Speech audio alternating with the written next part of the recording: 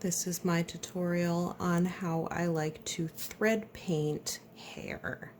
So in my previous tutorials, I showed you how to make loose flowing hair, and in this one, it's usually used for shorter styles, men's styles or bangs, just things that look more not flat but have less movement.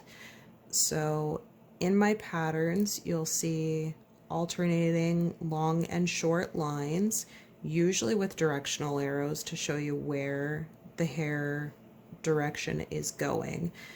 But here I just drew out a couple of lines. So I've got my dark blue thread again. And you're going to come up through the back.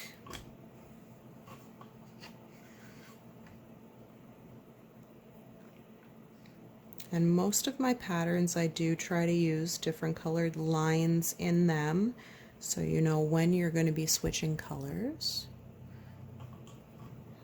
So for this one, we're going to start with the dark blue root. And you're just going to follow the directional arrows, doing different alternating lengths, so when you add the new colors, you can blend them right into the spaces in between the other stitches, and it helps to blend the colors more naturally.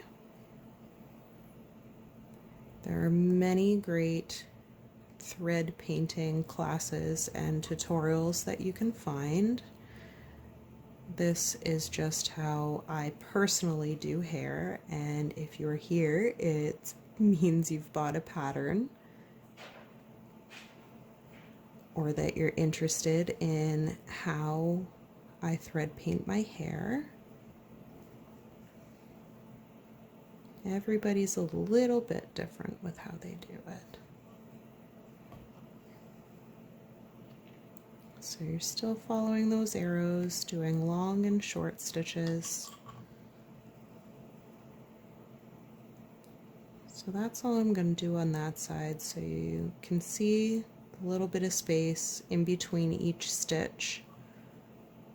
And I'll be coming back through with a lighter blue. So I'm starting on the other side. Again, doing different lengths, long and short, leaving a little bit of space between each of them.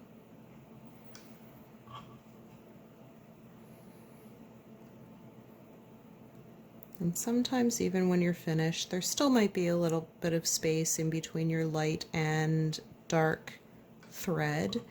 You can always go through with an even lighter shade, just add a little bit of highlight to the hair. Again, entirely personal. Some of my patterns have it, some of them don't. But for the purpose of this one, I'm just going to show you the two strands.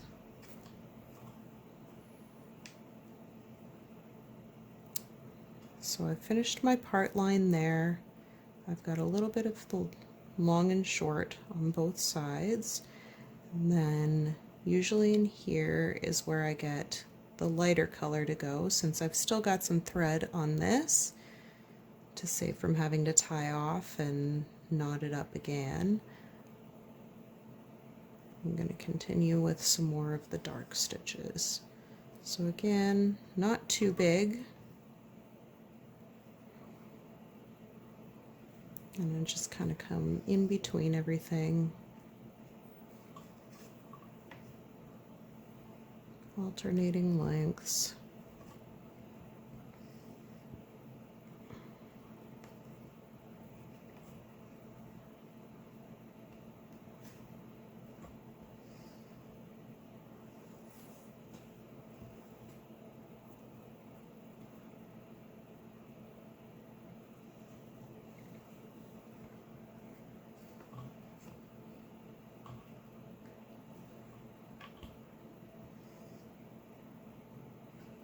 And a lot of the time, once I get the brighter color back in, I do end up going back through with a dark color, just to make sure that you don't lose the dark color in behind your brighter shades.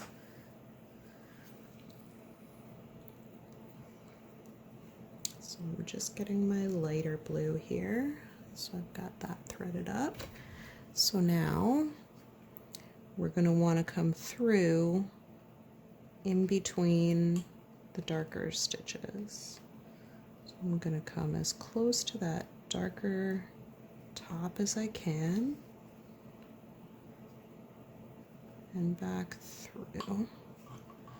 And again, you don't want to make your stitches too big because you don't want them to start moving around too much.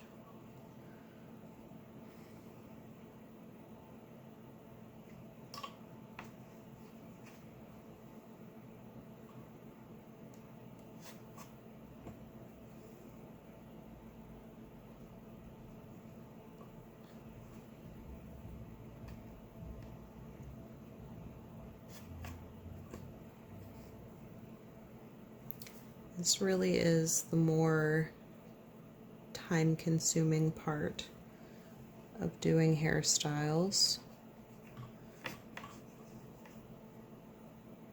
especially with the shorter bangs or men's styles or even short women's styles.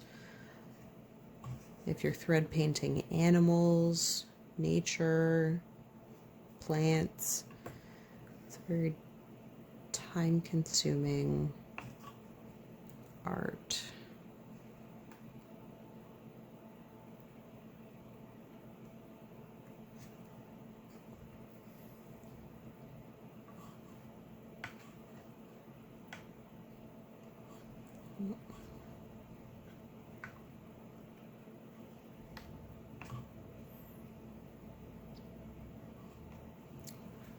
So there, you can see the dark starts to blend into the light blue. And when you continue going all the way down, I'll just show you a completed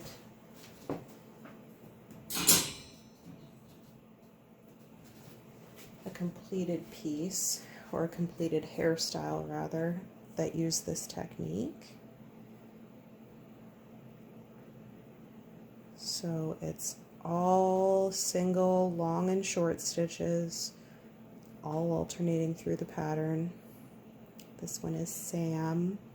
His pattern is also available on my Etsy page. So when you continue doing this technique, you get a real natural looking hairstyle. And that is my tutorial on thread painting hair.